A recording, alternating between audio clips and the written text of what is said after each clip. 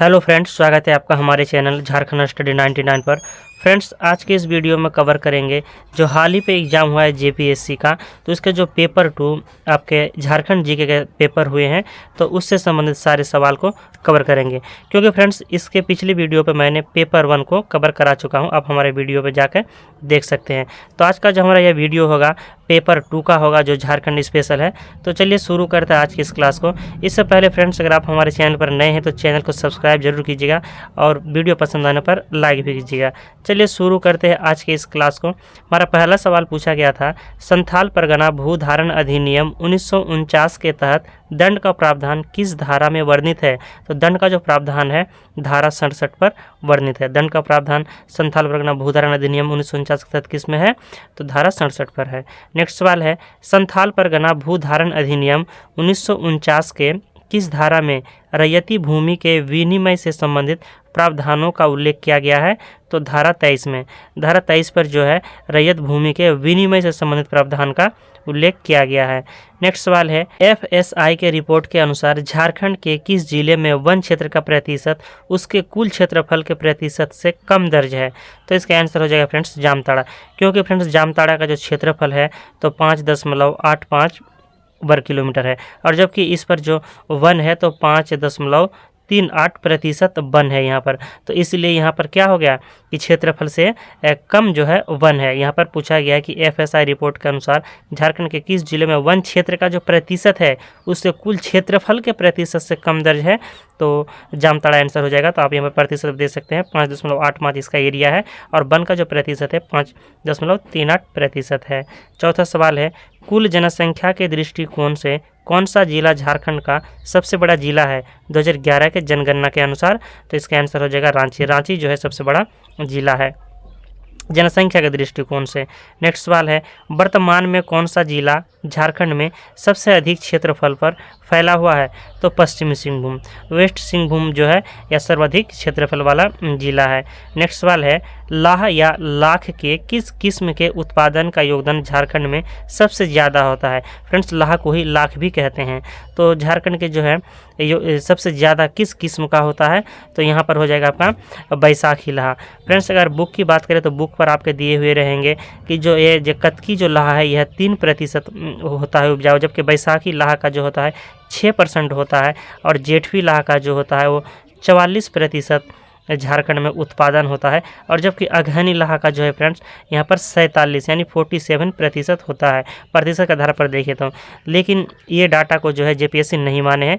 वह आंसर आपके लिए है बैसाखी लाह को, यानी किस आधार पर लिए हैं, या करंट में हो सकता है कि बढ़ गए होंगे बुक पे, लेकिन जो मैंने आपको बताया वो था।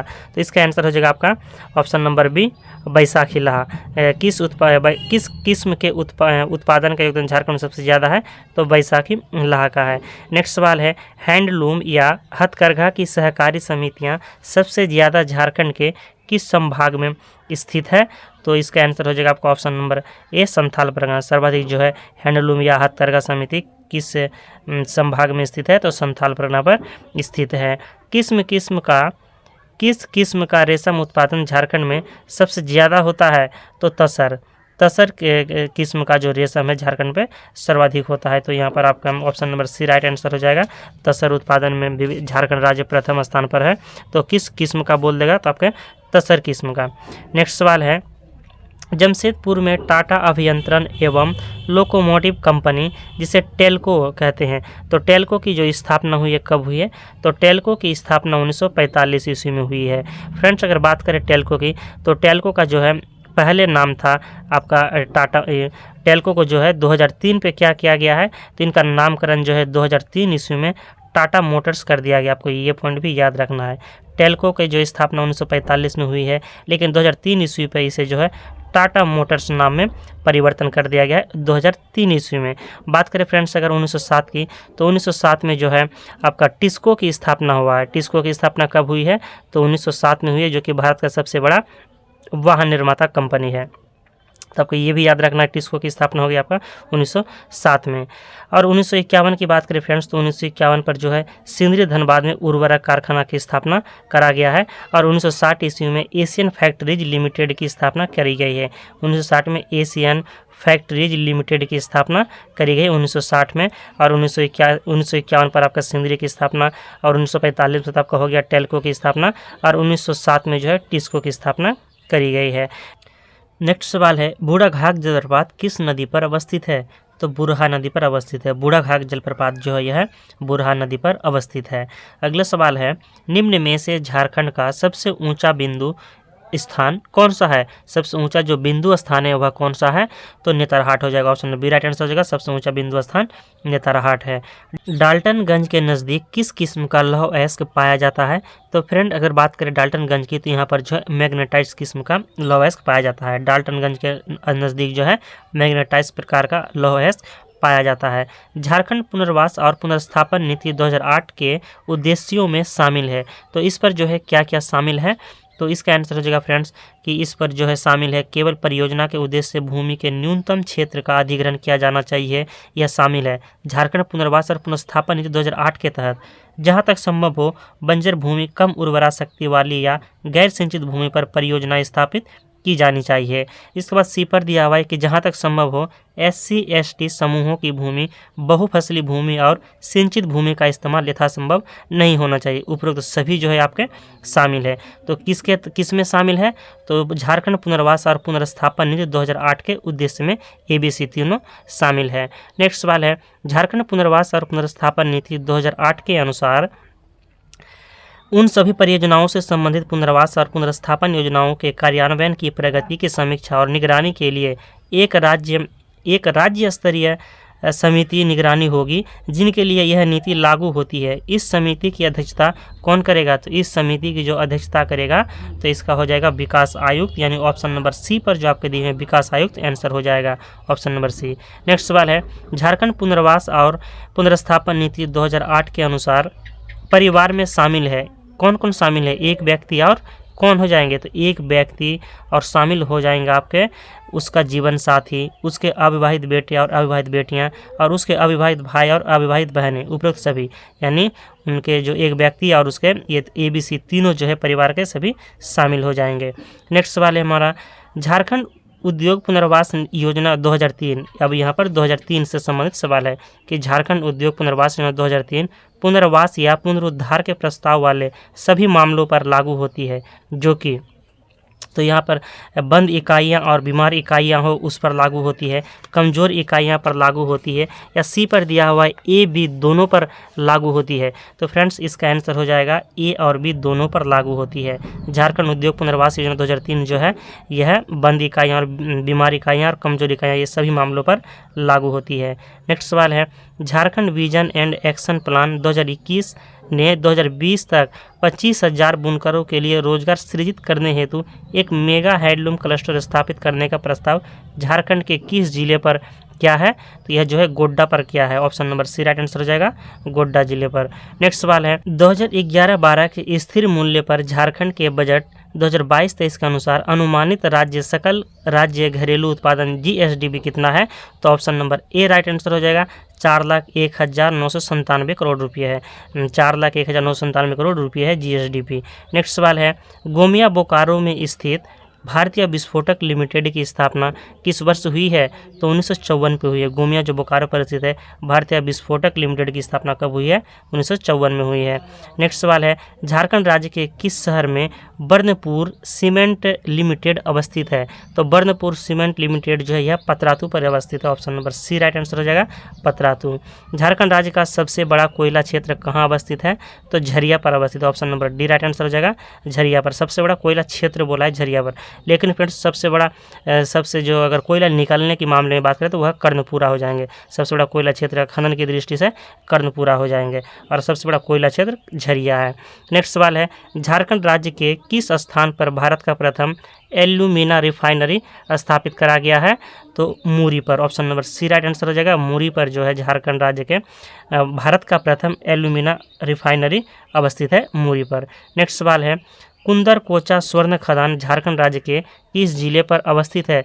तो कुंदरकोचा जो यह स्वर्ण खदान है यह सिंहभूम जिले पर अवस्थित है। तो यहाँ पर फ्रेंड्स सिंहभूम जिले पर तो है, लेकिन यहाँ पर आपको ईस्ट वेस्ट दोनों दे दिया है, तो यहाँ पर हो जाएंगे आपके पूर्वी सिंहभूम पर, ऑप्शन नंबर ये राइट आंसर हो जाएंगे। कुंदरकोचा स्वर्ण खदान पूर्वी सिंहभूम जिले पर अवस्थित है। नेक्स्ट सवाल है, झारखंड में कब सोना सोबरन धोती साड़ी वितरण योजना शुरू किया गया है? तो यह किया गया है अक्टूबर 2020 को। अक्टूबर 2020 ईस्वी को जो है यह योजना प्रारंभ किया गया है। नेक्स्ट सवाल है, बिरसा मुंडा बागवानी परियोजना किस उत्पाद से जुड़ा हुआ है? तो आम के उत्पाद से, यानी option number C right answer हो जाएगा। बिरसा मुंडा बागवानी परियोजना के तहत जो है आम की कृषि यानी आम के पेड़ लगाया जाता है। नेक्स्ट सवाल है, Jharkhand opportunity for harnessing rural growth जिसे जोहार परियोजना किस संस्था द्वारा वित्त पोषित है? तो यह जो है विश्व बैंक के द्वारा पोषित। Option number C right answer हो जाएगा। जोहार परियोजना जो है यह विश्व बैंक द्वारा पोषित है। नेक्स्ट सवाल है, स्थानीय ग्राम स्तर के विकास की 4 अलग अलग योजनाओं जैसे कि सांसद आदर्श ग्राम योजना, प्रधानमंत्री आदर्श ग्राम योजना, मुख्यमंत्री स्मार्ट ग्राम पंचायत योजना और विधायक आदर्श ग्राम योजना AGY को किस योजना में एकीकृत किया गया है? तो इसे किस योजना में एकीकृत किया गया है? तो इस चारों योजना को मिलाकर जो फ्रेंड्स झारखंड एकीकृत आदर्श ग्राम योजना में सम्मिलित कर दिया गया है। तो option number A right answer हो जाएगा, झारखंड एकीकृत आदर्श ग्राम योजना। नेक्स्ट सवाल है, अबुआ आवास योजना के संबंध में विचार करें। इसकी शुरुआत 15 अगस्त 2023 को की गई है और यहाँ पर दूसरा कथन है कि इसमें वैसे लाभार्थियों को आवास देने का प्रावधान है जिनमें प्रधानमंत्री आवास योजना के तहत मकान मिला हुआ है। उपयुक्त में से कौन सा कथन सही नहीं है? तो फ्रेंड्स आपके 2 कथन जो है यह सही नहीं है, जबकि एक सही है कि अबुआ आवास योजना की शुरुआत 15 अगस्त 2023 को की गई है। नेक्स्ट सवाल है, निम्नलिखित में से कौन सा मुख्यमंत्री जनवन योजना का उद्देश्य नहीं है? कौन सा उद्देश्य जो है यह नहीं है? तो इसका ऑप्शन नंबर ए जो है रेशम उत्पादन हेतु वृक्षारोपण करना, यह उद्देश्य नहीं है। जबकि बी, सी और डी सत्य है कि प्रदेश के हरित क्षेत्र में वृद्धि कर पर्यावरण संतुलन कायम रखना और वृक्षारोपण के माध्यम से भूजल का संरक्षण करना, और इसके बाद है किसानों की अपनी भूमि पर वृक्षारोपण कर उसकी आय बढ़ाना, यह जो है मुख्यमंत्री जनवन योजना का लक्ष्य है। नेक्स्ट सवाल है, निम्नलिखित में से झारखंड के किस जिले में अति सघन वृक्ष सर्वाधिक क्षेत्र में पाए जाते हैं? तो लातेहार पर, लातेहार जिले पर जो है सर्वाधिक जो है सघन अति सघन वृक्ष क्षेत्र पाए जाते हैं, यानी अति सघन वृक्ष वाला जिला क्या हो जाएंगे आपके? तो लातेहार हैं। नेक्स्ट सवाल है, India state of forest report 2021 के अनुसार झारखंड में वन आवरण क्षेत्र जो है कितना है? तो झारखंड में वन आवरण क्षेत्र की बात करें तो यहाँ पर हो गया 23,721 वर्ग किलोमीटर। Option number B right answer हो जाएगा, 23,721 वर्ग किलोमीटर है। भारतीय संविधान के किस अनुच्छेद में राज्य को पर्यावरण की रक्षा एवं उसमें सुधार करने तथा वन एवं वन्य जीवों की सुरक्षा का उत्तरदायित्व दिया गया है? तो किस अनुच्छेद में दिया गया है? तो आर्टिकल 48 का ए पर दिया गया, यानी अनुच्छेद 48 के ए पर जो है इसका दायित्व दिया गया है। नेक्स्ट सवाल है, झारखंड का बेतला राष्ट्रीय उद्यान कितने वर्ग किलोमीटर क्षेत्र में फैला हुआ है? तो यह जो है 226 वर्ग किलोमीटर क्षेत्र में फैला हुआ है। झारखंड के बेतला राष्ट्रीय उद्यान कितने वर्ग किलोमीटर क्षेत्र में फैला हुआ है? तो 226 वर्ग किलोमीटर क्षेत्र में फैला हुआ है। लेकिन फ्रेंड्स आपके किताब पर जो है 231.67 वर्ग किलोमीटर फैला हुआ है, लेकिन यहाँ पर ऑप्शन के अनुसार जो आपके 226 राइट हो जाएंगे। नेक्स्ट सवाल है, झारखंड में गिद्धों की संख्या में तेजी से कमी होने का प्रमुख कारक कौन सा है? तो पशुओं में दबाव का अनियंत्रण प्रयोग। पशुओं में दबाव का अनियंत्रण प्रयोग जो है गिद्धों की संख्या में तेजी से कमी होने का प्रमुख कारण है। नेक्स्ट सवाल है, दामोदर नदी गिरिडीह एवं दुर्गापुर के बीच जैविक मरुस्थल बन गई है, क्योंकि इसका जो कारण क्या है? तो इस जल क्षेत्र में जीवों का अस्तित्व संभव नहीं है। ऑप्शन नंबर 35 का जो बी है राइट आंसर हो जाएगा कि इस जल क्षेत्र पर जो है जीवों का अस्तित्व संभव नहीं है, इसीलिए मरुस्थल बन गई है। इसका कारण ये हो जाएगा, दामोदर नदी गिरिडीह एवं दुर्गापुर के बीच जैविक मरुस्थल बन गई क्योंकि इस क्षेत्र में जो है जीवों का अस्तित्व संभव नहीं है। नेक्स्ट सवाल है, निम्न में से किस शहर में झारखंड का पहला एरोबिक जैव शौचालय का उद्घाटन 2018 में हुआ है? तो रांची पर हुआ है। Option number A right answer हो जाएगा, एरोबिक शौचालय का उद्घाटन रांची पर हुआ है। नेक्स्ट सवाल है, निम्न में से कौन सा कारक झारखंड के जैव विविधता को नुकसान पहुंचा रहा है? तो कौन सा कारक है जो झारखंड में जो जैव विविधता है उन्हें नुकसान पहुंचा रहा है? तो अंधाधुंध शहरीकरण, अनियोजित और अनियंत्रित औद्योगिकीकरण, बढ़ती जनसंख्या और घटते वन। तो उपरोक्त सभी, तो आपके आंसर हो जाएंगे ऑप्शन नंबर डी, उपरोक्त सभी।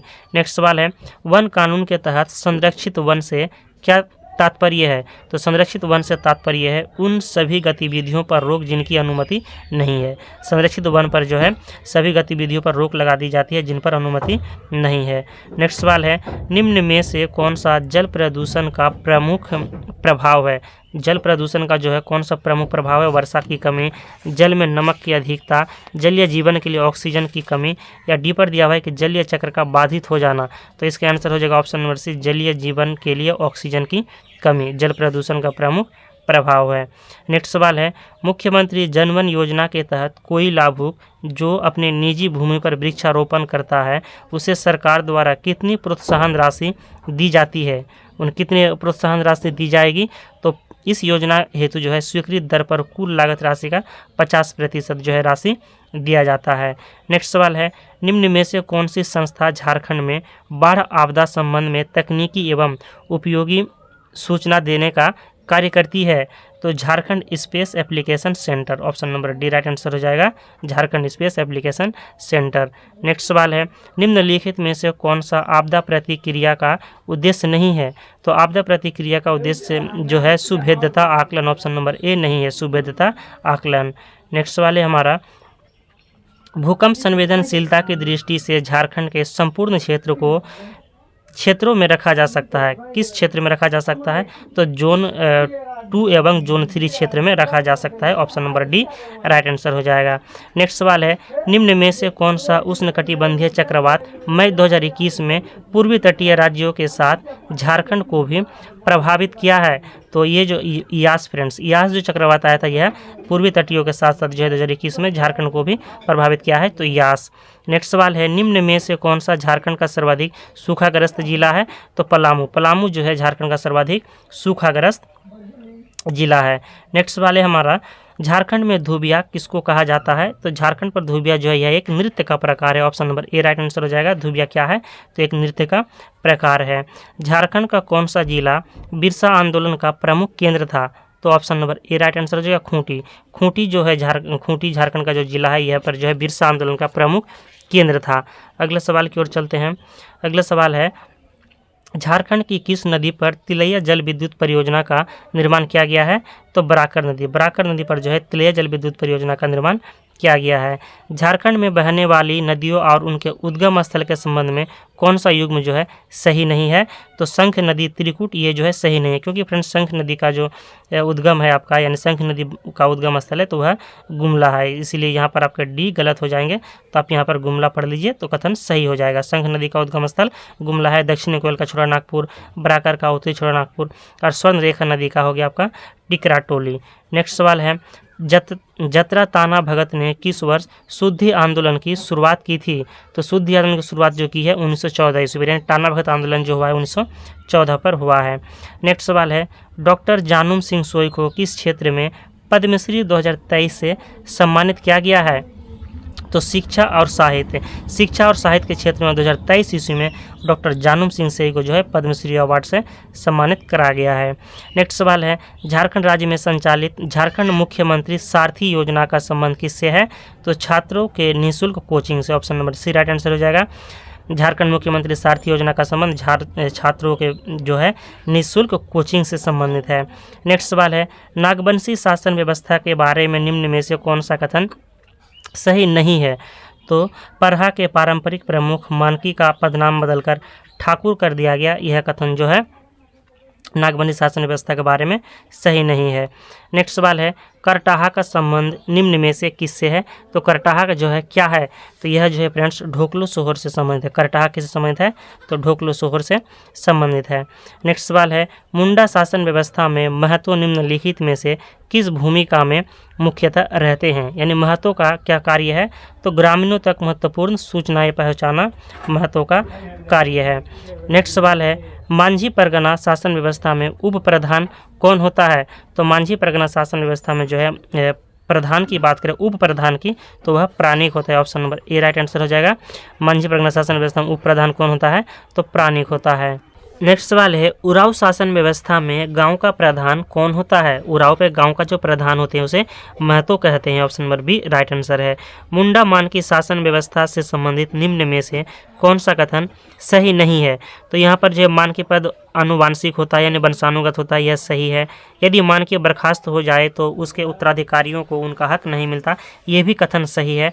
और मुंडा को ग्राम प्रधान जबकि मानकी को पीड़ का प्रधान माना जाता है, ये भी कथन सही है। यानी आपका जो ऑप्शन नंबर डी है वह कथन सही नहीं है। नेक्स्ट सवाल है, नाया किस जनजाति के पंचायत के मुखिया का नाम है? नाया जो है किस जनजाति पंचायत के मुखिया का नाम था? नाया, आपको याद रखना है नाया। तो इसका आंसर हो जाएगा ऑप्शन नंबर बी, बिरहोर। नाया जो है बिरहोर जनजाति में मुखिया के नाम को नाया कहते हैं। पहाड़िया जनजाति व्यवस्था में गांव के प्रमुख को क्या कहा जाता है? तो उन्हें मांझी कहते हैं। पहाड़िया जनजाति व्यवस्था में जो गांव के प्रमुख होते हैं उन्हें मांझी के नाम से जाना जाता है। नागवंशावली के अनुसार नागवंशी राज की राजधानी को सुतियांबे से चुटिया ले जाने का काम किस राजा ने किया है? तो नृपति प्रताप राय, राजा प्रताप राय ने जो है यह काम किया है कि सुतियांबे से अपनी राजधानी को चुटिया लेकर चला गया है। नेक्स्ट सवाल है 1855 से 56 के हुल का नेतृत्व हजारीबाग में किसने किया था? हजारीबाग पर जो है कि उन्होंने किया है, तो इसका आंसर हो जाएगा ऑप्शन नंबर डी, लुबिया मांझी और बैरू मांझी। लुबिया मांझी और बैरू मांझी जो है हजारीबाग में 1855 से 56 में हुल विद्रोह का नेतृत्व किया है। छोटा नागपुर कैथोलिक सभा के पहले अध्यक्ष कौन थे?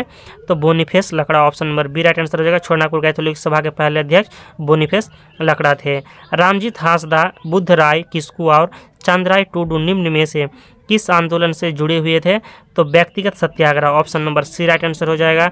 रामजीत हांसदा, बुद्ध राय किस्कू और चांदराय टूडू जो है यह व्यक्तिगत सत्याग्रह से आंदोलन से जुड़े हुए थे। नेक्स्ट सवाल है झारखंड क्षेत्र स्वशासी परिषद के गठन का निर्णय कब हुआ है?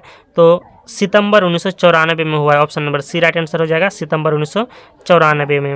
नेक्स्ट सवाल है असहयोग आंदोलन के नायक गोपबंधु दास का संबंध निम्न में से किस क्षेत्र से था? तो सरायकेला खरसावां से। गोपबंधु दास का जो संबंध है सरायकेला खरसावां से था।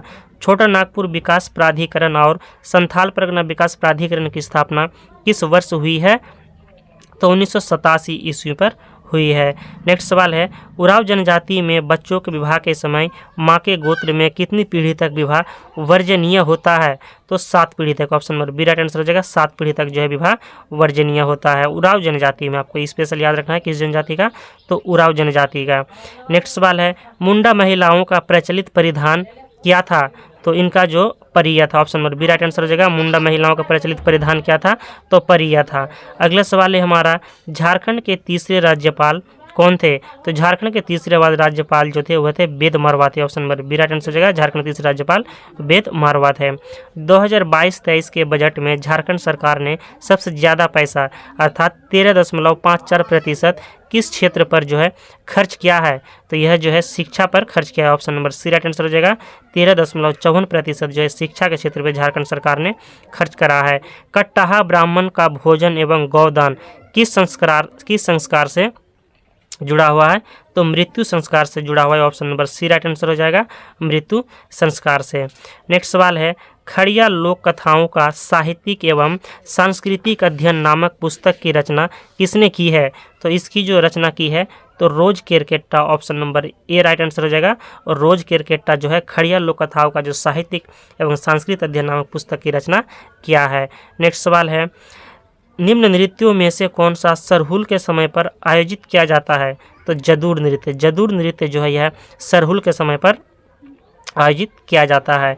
सामान्यतः विवाह के अवसर पर गाया जाने वाला लोक संगीत क्या है? तो डोमकच है। डोमकच जो है विवाह के समय पर गाया जाने वाला एक लोक संगीत का प्रकार है। नेक्स्ट सवाल है बेतला राष्ट्रीय उद्यान किसके लिए संरक्षित है? तो बेतला राष्ट्रीय उद्यान जो है यह बाघों के लिए संरक्षित है, option number B right answer हो जाएगा। बेतला राष्ट्रीय उद्यान बाघों के लिए संरक्षित है जो कि लातेहार जिले पर स्थित है। नेक्स्ट सवाल है झारखंड के समस्त जनजातियों में सर्वाधिक जनसंख्या किस जनजाति की है? तो सर्वाधिक जनसंख्या वाला जनजाति हो गया आपका Santhal, option number B right है।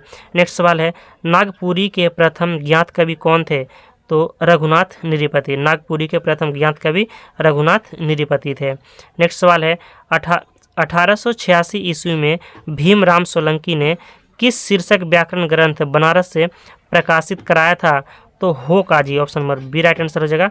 हो काजी के नाम से प्रकाशित करवाया 1886 ईस्वी में भीमराव सोलंकी ने। और यह जो है हो काजी क्या है? तो व्याकरण पुस्तक है। नेक्स्ट सवाल है व्याकरण ग्रंथ है। नागपुरी में लिखा गया पुस्तक नागवंशावली के लेखक कौन है? तो नागवंशावली के लेखक जो है बेनीराम मेहता है। Option number C right answer हो जाएगा। नागवंशावली के लेखक कौन है? तो बेनीराम मेहता है। नेक्स्ट सवाल है 17वीं शताब्दी में रचित जगरामी रामायण किस भाषा की एक सुंदर कृति थी? क्या है यहाँ पर? जगरामी रामायण। तो जगरामी रामायण जो है किस भाषा की सुंदर पुस्तक थी? तो कुरमाली की सुंदर पुस्तक थी।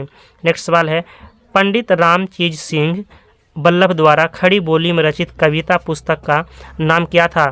तो Lalita. Option number A right answer हो जाएगा।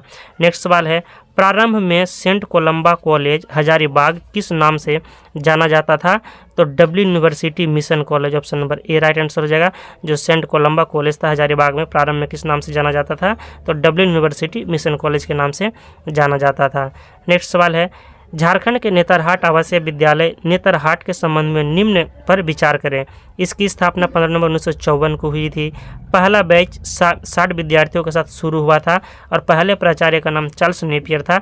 और चौथा कथन है ये झारखंड के गुमला जिले पर अवस्थित है। तो कौन सा कथन है जो आपके सही हो जाएंगे? तो यहाँ पर 1, 2 और 3 जो है सही हो जाएंगे। इसकी स्थापना 15 नवंबर 1954 को हुई थी। इसमें पहला बैच पर जो 60 विद्यार्थी ने प्रारंभ मतलब शैक्षणिक पर शिक्षण प्रारंभ किया था और पहले प्राचार्य का नाम चार्ल्स नेपियर था। और नेतरहाट जो आवासीय विद्यालय है गुमला पर नहीं है जबकि यह लातेहार पर है, इसलिए आपके जो 4 कथन जो है सही नहीं होंगे। तो यहाँ पर लातेहार आप पढ़ लीजिएगा। नेक्स्ट सवाल है निम्न में से किस तिथि को Indian school of mines Dhanbad की स्थापना की गई है? इंडियन स्कूल ऑफ माइंस की स्थापना जो की 9 दिसंबर 1926 को की गई है। नेक्स्ट सवाल है झारखंड के किस शहर में मोहन कुमार मंगलम स्टेडियम स्थित है? तो Bokaro steel city. Option number C right answer हो जाएगा। बोकारो स्टील सिटी पर जो है मोहन कुमार मंगलम स्टेडियम स्थित है। नेक्स्ट सवाल है झारखंड के नीरज कुमार मिश्रा किस खेल से संबंधित है? तो शतरंज से। झारखंड के जो नीरज कुमार मिश्रा है वह शतरंज से संबंधित खिलाड़ी हैं। भारतीय हॉकी टीम के जयपाल सिंह के प्रथम कप्तानी में 1928 के ओलंपिक के खेल में कौन सा मेडल प्राप्त हुआ है? तो स्वर्ण मेडल प्राप्त हुआ है। बहुत ही इजी सवाल है फ्रेंड्स। इस सवाल को तो झारखंड के सभी स्टूडेंट जो है सही लगभग किए ही होंगे। तो भारतीय हॉकी टीम ने जयपाल सिंह के जो कप्तानी में 1928 ईस्वी में ओलंपिक में कौन सा पदक जीता है? तो स्वर्ण पदक जीता है। अगले सवाल की ओर चलते हैं। अगला सवाल है भारत के किस टीम को हराकर वर्ष 2003 ईस्वी में महिला हॉकी एशियाई चैंपियनशिप ट्रॉफी जीती है? तो किस देश को हराकर जीती है? तो जापान को हराकर। Option number C right answer हो जाएगा। 2023 में महिला हॉकी एशियाई चैंपियनशिप ट्रॉफी जीती कि भारत ने किस टीम को हराकर? तो जापान की टीम को हराकर। नेक्स्ट सवाल है श्री दीपक मंडल किस खेल से संबंधित है? तो यह जो है फुटबॉल से संबंधित है। श्री दीपक मंडल किस खेल से संबंधित है? फुटबॉल खेल से संबंधित है। किस प्रकार भारतीय परिसीमन अधिनियम के प्रावधान छोटानागपुर काश्तकारी अधिनियम 1908 के अंतर्गत आने वाले सभी मुकदमों, अपीलों एवं आवेदन पत्रों पर लागू होते हैं? तो यह जो है friends option number B right answer हो जाएगा कि लागू होंगे जहां तक इसके प्रावधान छोटानागपुर काश्तकारी अधिनियम 1908 से असंगत ना हो। जब असंगत नहीं होंगे तभी वह लागू हो जाएंगे। तो किस पर? तो भारतीय परिसीमन अधिनियम के प्रावधान छोटानागपुर काश्तकारी अधिनियम 1908 के अंतर्गत जितने भी मुकदमा या अपील है वह सभी लागू होंगे। अगला सवाल है छोटानागपुर काश्तकारी अधिनियम 1908 की धारा 139 अथवा धारा 139 के 2 के खंड 7 के अंतर्गत उपायुक्त द्वारा किसी मुकदमे में पारित आदेश के विरुद्ध अपील जो है कहाँ किया जा सकता है?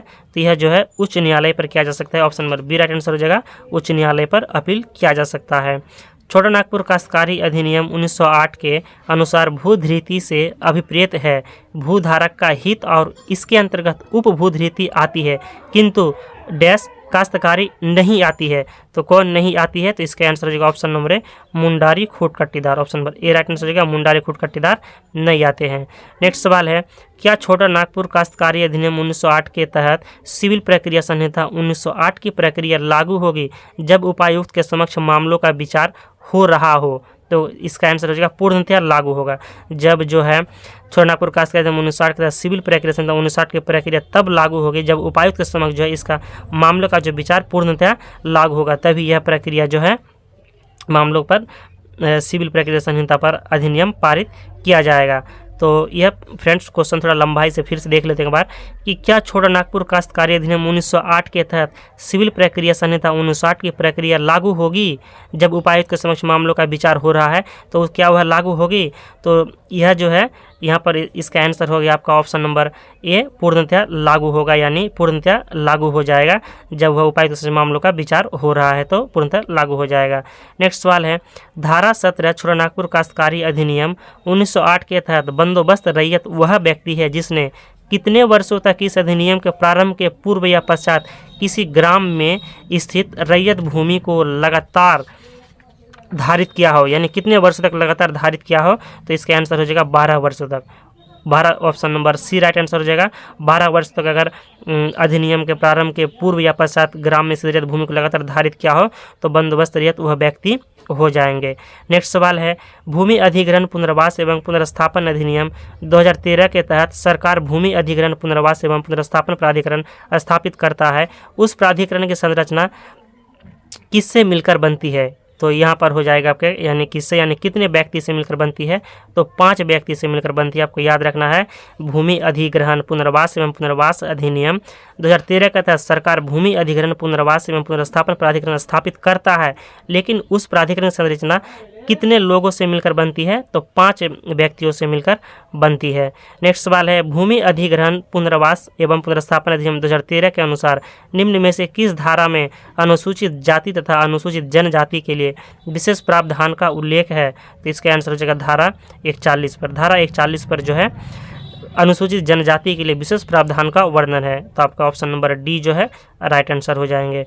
नेक्स्ट सवाल है, संथाल परगना के भूधारण अधिनियम 1949 के किस धारा में यह कहा गया है कि एक रैयत को अधिकार है कि वह अपने जमीन पर भवन बना सकता है? तो धारा 18 के तहत option number B right answer हो जाएगा धारा 18। नेक्स्ट सवाल है, संथाल परगना भूधारण अधिनियम 1949 के अनुसार खाली जोत से क्या तात्पर्य है? तो खाली जोत से तात्पर्य है कि परित्यक्त जोत और जोत जिसका रैयत बिना उत्तराधिकारी छोड़े मर गया है। और सी पर दिया हुआ है कि जोत जिसका उपयोग चारागाह के रूप में होता है, तो आपके सी जो है गलत हो जाएंगे, जबकि ए जो है आपके सही हो जाएंगे। यानी ए और बी जो है दोनों कथन सही हो जाएंगे। Option number D right answer हो जाएगा, ए और बी दोनों सही है। संथाल परगना भूधारण अधिनियम 1949 के अनुसार खाली जोत से तात्पर्य है कि परित्यक्त जोत और जोत जिसका रैयत बिना उत्तराधिकार छोड़े मर गया है। नेक्स्ट सवाल है और आज का हमारा अंतिम सवाल, संथाल परगना भूधारण अधिनियम 1949 के अनुसार एक चारागाह भूखंड का प्रयोग तथा बंदोबस्त खेती हेतु किया जा सकता है। बंदोबस्त जो है भूखंड का प्रयोग जो है चारागाह भूखंड को बंदोबस्त खेती हेतु किया जा सकता है। तो किस आधार पर किया जा सकता है? उपायुक्त की अनुमति से, यदि आवश्यक है तो ग्राम प्रधान की अनुमति से, या सी पर है कि कभी नहीं? तो इसका आंसर जो फ्रेंड्स आंसर सी कभी नहीं हो जाएगा। यानी संथाल परगना भूधारण अधिनियम 1949 के अनुसार जो एक चारागाह भूखंड का प्रयोग जो है तथा बंदोबस्त हेतु किया जा सकता है, वह कभी नहीं किया जा सकता है चारागाह भूखंड को। तो फ्रेंड्स हमारे यहाँ पर 100 सवाल जो है कंप्लीट होते हैं। आपके 100 सवाल में से फ्रेंड्स कितने सवाल सही हुए आप कमेंट करके जरूर बताइएगा। अगर आपको आज का वीडियो पसंद आए तो एक लाइक जरूर कीजिएगा, चैनल में तो सब्सक्राइब कीजिएगा। मिलते हैं नेक्स्ट वीडियो को लेकर बहुत जल्द। जय हिंद।